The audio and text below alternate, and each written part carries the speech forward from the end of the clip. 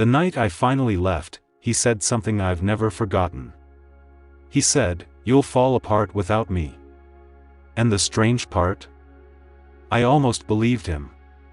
I met Daniel at a point in my life when I was already questioning myself. I had just left a job I wasn't sure about, I was living in a city I hadn't fully adjusted to, and most of my close friends were scattered across different states. I wasn't broken, I want to be clear about that. But I was a little unsettled. And I think that's exactly what he noticed. We met through mutual friends at a low-key birthday dinner. He wasn't the loudest person in the room. He was calm, attentive, and he had this way of making you feel like you were the most interesting person he'd ever talked to.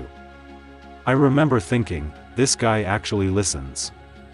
That felt rare to me at the time. We started spending a lot of time together.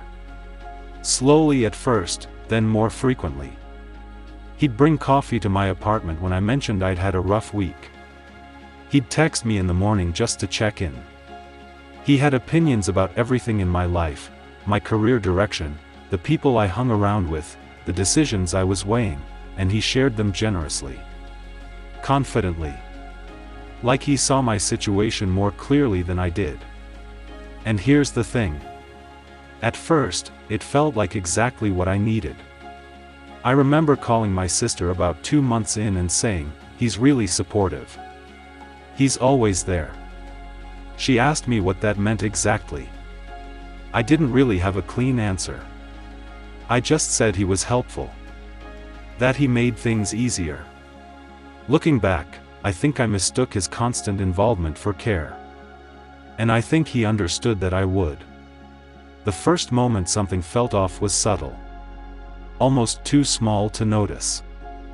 I had been offered a freelance project, a good one, and I mentioned it to Daniel expecting him to be encouraging. Instead, he got quiet. He looked at the details with this vague skepticism and said, "I don't know. It sounds risky. You've never really done that kind of project before." And then he moved on, like he hadn't said much of anything. I turned the project down. I told myself it was my decision. That I'd weighed the pros and cons and decided it wasn't the right time.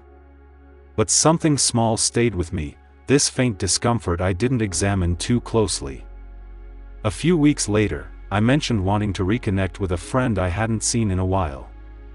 A woman I'd known since college who I genuinely liked. Daniel had met her once and hadn't said much. But when I brought her up, he made a face. "She seemed kind of negative to me," he said. "I just don't want you around people who bring you down." I didn't call her. I'm not proud of that. But it made sense to me in the moment. He was protective. He cared about my energy and my peace of mind. That's what I told myself. Months passed. And I noticed, not all at once, but gradually, that I was making fewer decisions on my own. Not in a dramatic way. Just that whenever I was unsure about something, my first instinct was to ask Daniel. And whenever his response wasn't enthusiastic, I usually backed down. I'd stopped trusting my own judgment without fully realizing it. What finally made me stop and look at the pattern wasn't a fight. It wasn't a dramatic moment.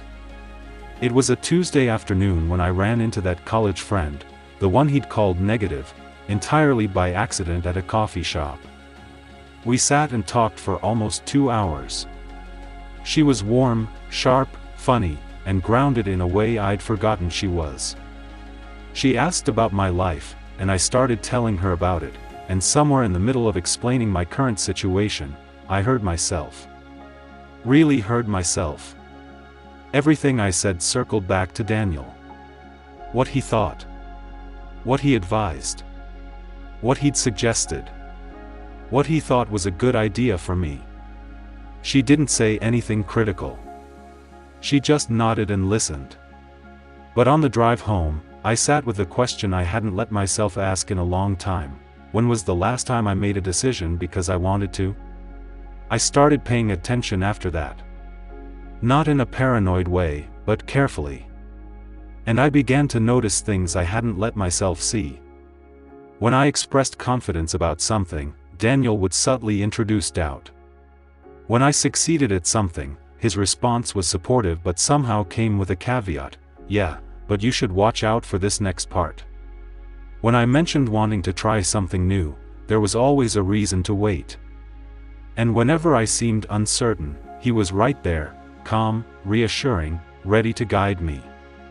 He wasn't cruel. He never raised his voice. He never called me names.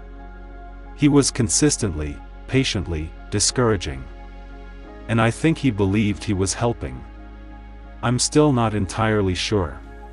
I spent a long time thinking about what the right word for it was. It wasn't abuse in the way I'd been taught to recognize. It was something quieter and harder to name. He had built a version of our relationship where I needed him, where my confidence had slowly eroded to the point that stepping outside of his input felt genuinely frightening. And I think part of him wanted that. Maybe needed it. When I told him I was going to take a solo trip, something I'd always wanted to do, he didn't yell. He just looked at me with this practiced concern and said, "Are you sure you're ready for that? That's a lot to handle alone." And for just a moment, I felt that old familiar doubt creep in. Then I noticed I felt it. And I didn't listen to it. The trip was fine. More than fine.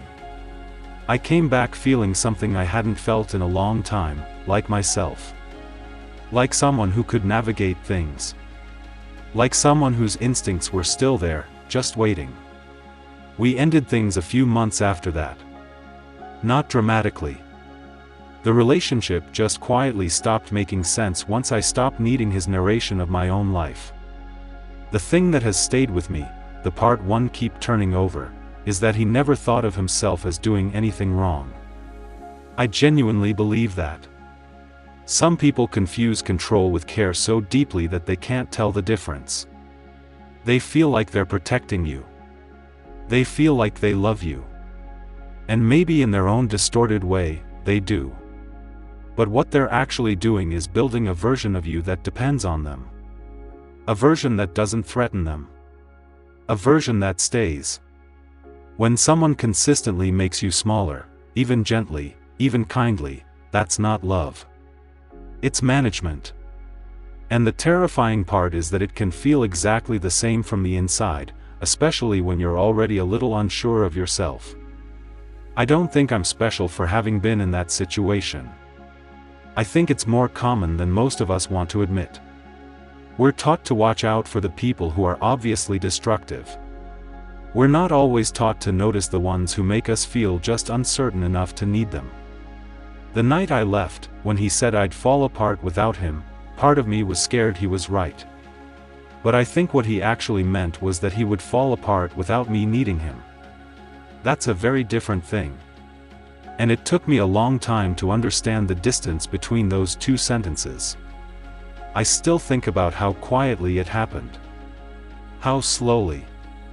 How each individual moment seemed reasonable, even kind. It's made me more careful, not suspicious of everyone, but more attentive to a simple question: after spending time with this person, do I feel more like myself, or less? That question sounds small. But I think it might be one of the most important ones we can ask.